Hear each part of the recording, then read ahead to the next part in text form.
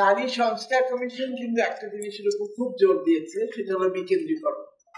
এবং এখানে আমাদের জোর দেওয়ার পিছনে কারণটা হলো যে তৃণমূলের নারীর স্বর যদি জাতীয় পর্যায়ে পর্যন্ত আনতে হয়, বিকেন্দ্রীকরণ ছাড়া কোনো উপায় নাই।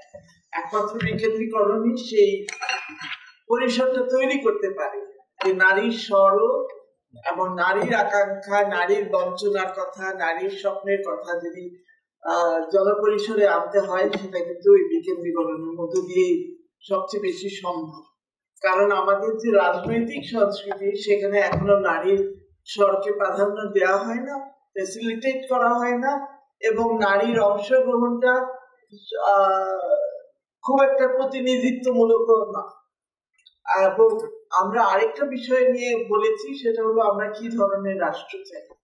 আমরা নাগরিক রাষ্ট্র চাই, আমরা জাতি রাষ্ট্রের পক্ষে না। দ্বিতীয়ত আমরা মানবিক রাষ্ট্র চাই।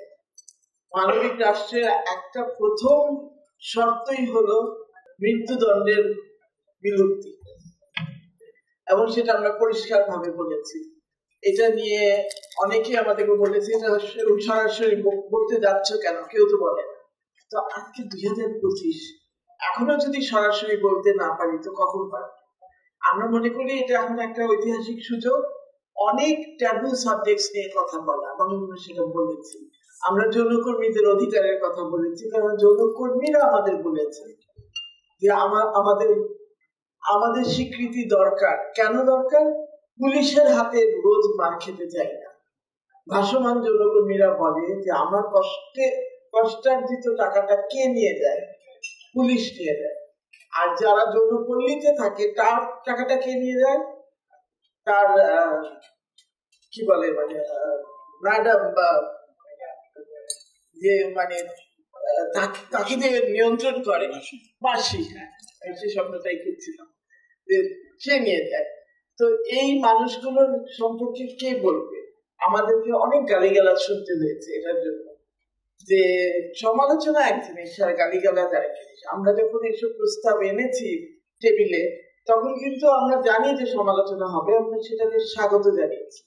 আমরা বলেছি এই বিষয়গুলো নিয়ে তর্ক হোক, বিতর্ক হোক, আলোচনা হোক, সমালোচনা হোক, অন্তত পাবলিক ডোমেইনে আসুক বিষয়গুলো, এবং সেটার জন্যই কিন্তু আমরা এগুলো তুলেছি। কিন্তু সেই জায়গায় আমরা অনেক গালিগালাজ শুনেছি। গালিগালাজটা আমরা স্বাগত জানাতে পারি, কারণ আমাদের রাজনৈতিক সংস্কৃতি কোনোদিনই পরিবর্তন হবে না যদি আমরা দ্বিমতকে গালিগালাজের মাধ্যমে প্রকাশ করি। এবং আমাদের অনেক আশা আপনাদেরকে নিয়ে, যারা নতুন প্রজন্মের মানুষ, যারা নাকি একটা নতুন দল তৈরি করেছে, তাদেরকে নিয়ে। কিন্তু আমরা কিছুটা এখনই ডিসঅ্যাপয়েন্টেড যে তাদের কাছ থেকে হয়তো আমরা বেশি আশা করে ফেলেছি, জানি না, কিন্তু আমরা কিছুটা ডিসঅ্যাপয়েন্টেড যে তাদের কাছ থেকে যে ধরনের সাহসী ভূমিকা এবং যে ধরনের সাহসী বক্তব্য আশা করেছি, এবং মনে করেছি তারা অন্তত যেসব বিষয়ে মানুষ এড়িয়ে গেছে 53 বছর, সেগুলো তারা সামনে আনতে পারবে। কিন্তু সেটা হয়তো আরো সময় লাগবে, আসবে।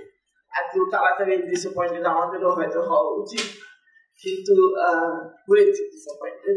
কারণ আমরা দেখছি যে এখনকার প্রজন্ম আমাদের চেয়েও বেশি গুণে রক্ষণশীল, এটা আমরা আশা করি। এবং বিশেষ করে যেখানে দেখেছি আন্দোলন কিন্তু শুরু হয়েছিল মেয়েরা যখন রোকেয়া হলের গেট ভেঙে বেরিয়েছিল রাত্রে 12টার পরে, ছেলেরা কিন্তু পরে যোগ দিয়েছে। এই মেয়েরাই কিন্তু সাহস করে বেরিয়েছিল, তাহলে সেভাবে আন্দোলনটা সেভাবে হয়তো শুরু হতো না, হয়তো হতো 2 দিন পরে হতো। কিন্তু মেয়েরা সেখানে সাহস দেখিয়েছে, মেয়েরা সেখানে উপস্থিত থেকেছে। কিন্তু তারপরে কি হলো? মেয়েগুলো গেল কোথায়?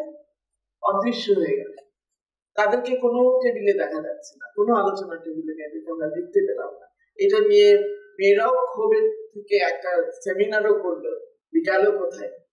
নারীরা গেল কোথায়? তো এখন আবার একটু একটু করে দেখছি, এটা আমি নাহিদকে সরাসরি বলেছি যে এটা ঠিক হচ্ছে না, নারীরা কোথায়?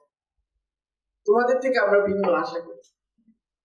তো এই জিনিসগুলো নিয়ে মানে তর্ক চলবে, বিতর্ক চলবে, আলোচনা চলবে, সমালোচনা চলবে, এবং এটা চলাটাই দরকার। এখনই সময় সেই বিতর্কগুলো। আমরা যদি এখন না করি, এখন এগুলো যদি নিষ্পত্তি না করি তর্কের মাধ্যমে, বিতর্কের মাধ্যমে, তাহলে কিন্তু আমরা আটকে যাব কিসে? সেই আগের পুরানো কি বলবো, পুরানো ফ্রেমওয়ার্কে, পুরানো আলোচনার ফ্রেমওয়ার্কে।